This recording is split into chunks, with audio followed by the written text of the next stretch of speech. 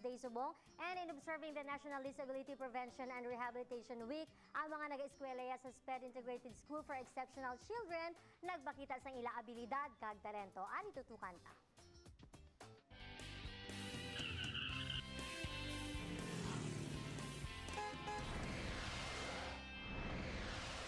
Mapagsik kag masinadyahon nga performers. Sa una nga pagpasiplat, normal gid kung tulukon. Pero sa pagkamatuod, nagasupler ini mga kabataan sa nagkalain-laing nga sayos ang abnormalidad sa ila lawas. Apang wala gid ini nakapugong sa ila, agud i-showcase ang ila ginatago nga talento.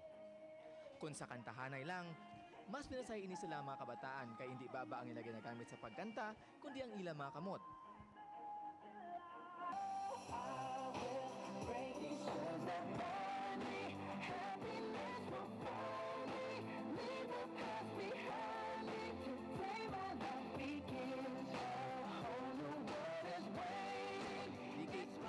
Bugan.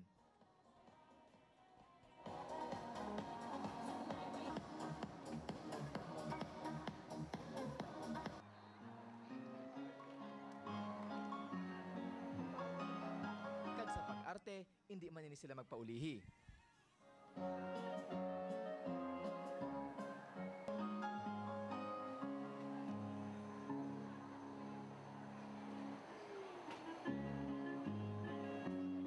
Initanan ng parte sa pagsaulog sa ika-33 ng National Disability Prevention and Rehabilitation Week.